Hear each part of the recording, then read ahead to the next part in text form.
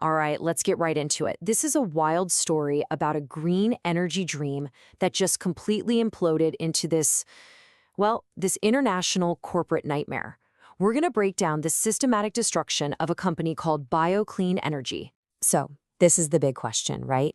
How does $20 million backed by a real physical state-of-the-art facility just disappear? I mean, you've got this huge asset, all this US investment, a super promising future, and then poof, it's gone. We're going to walk through exactly how something like that can even happen. So take a look. This was BioClean Energy. This sprawling, modern plant in Brazil, totally backed by US investment, was supposed to be all about the promise of clean energy. But today, today it's basically Exhibit A in a billion-dollar lawsuit. It's not just a building anymore, it's like a ghost, right at the center of this huge legal fight that stretches all the way from South America to New York. Okay, so Section 1, a 20 million green dream. Look, to really get what happened here, you got to understand what was actually stolen. We're not just talking about cash. We're talking about the total destruction of a real valuable company. And this is what I mean. This wasn't some fly-by-night operation. On the one hand, you have the physical proof, right? A real working plant. And on the other, you've got the brains behind it, a super high-level board.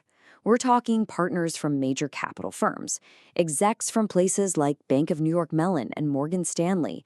This thing was the real deal, a serious, buttoned-up operation from the very beginning. And the scale here, wow, it was just huge. We're not talking about some little startup in a garage.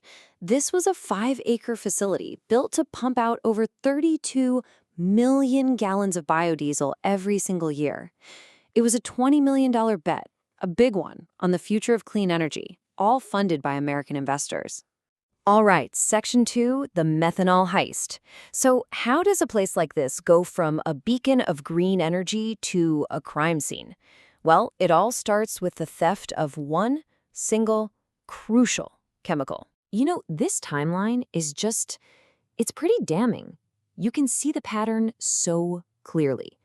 The president of BioClean, John Kowalski, he is practically screaming at their chemical supplier, a company called Tricon Energy.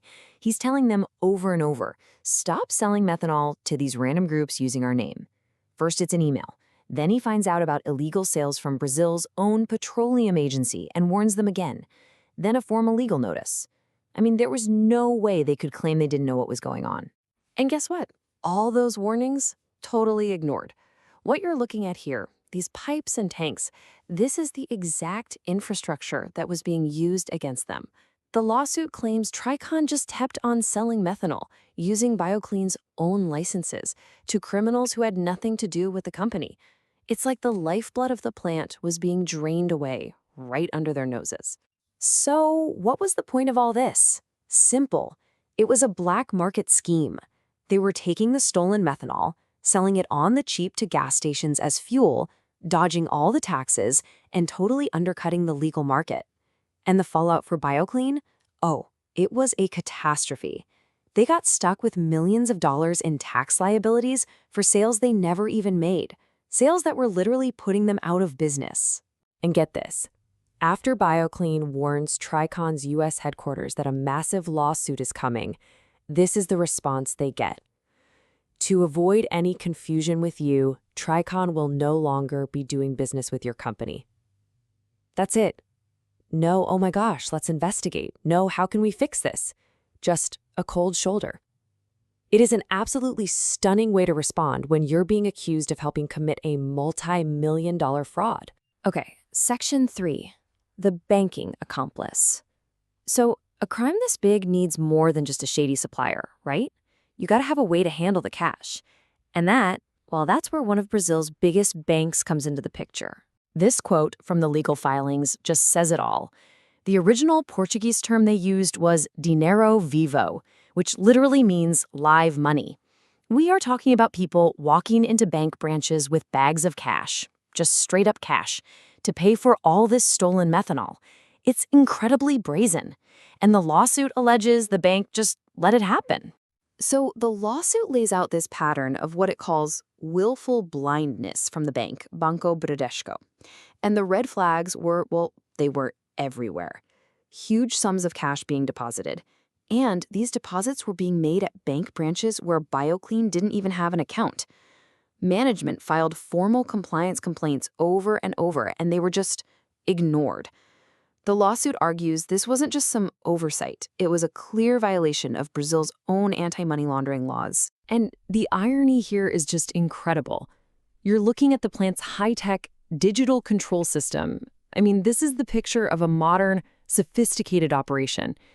But at the exact same time, the company's bank accounts were being used for the most old-school crime imaginable, laundering almost 8.2 million Brazilian reais. That's well over $1.5 million in hard cash.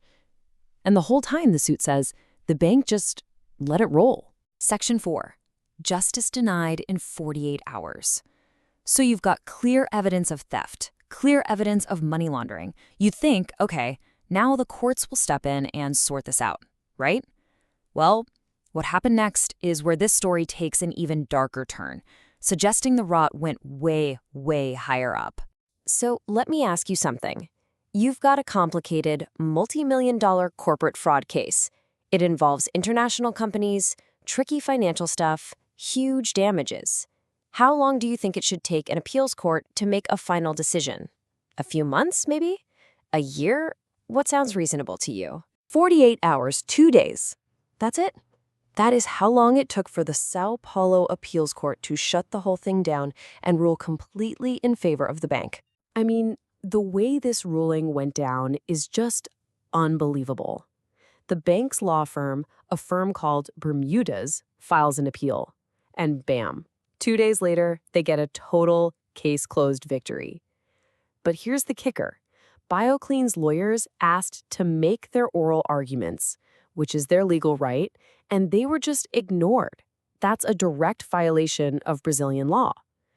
You know, anti-corruption experts see this kind of speed and they immediately think judicial manipulation.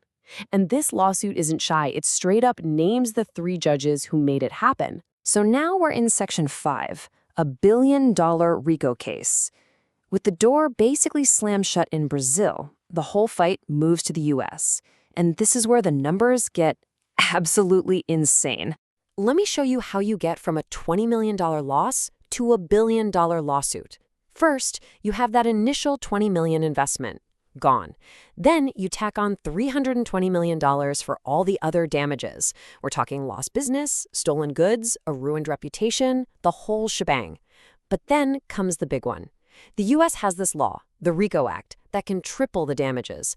And that is how you get to a potential $1 billion price tag. So this U.S. lawsuit uses the RICO Act, which, was originally made to go after the mob, to tie this whole thing together.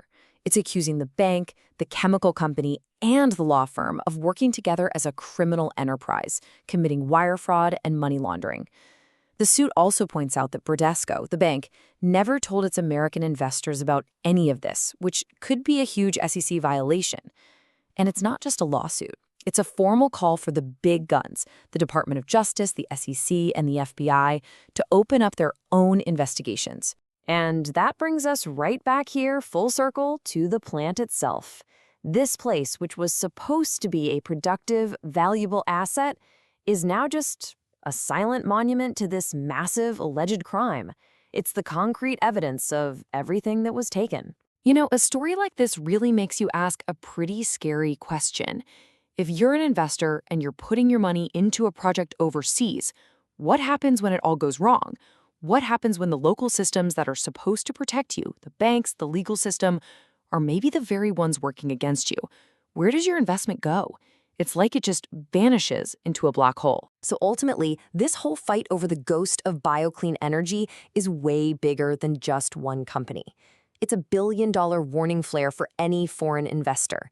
It's a stark reminder that in some parts of the world, your investment might not just be a risk. It could be a target. And if it's targeted, you might just find out that the very systems designed to protect you are actually there to protect the people taking you down.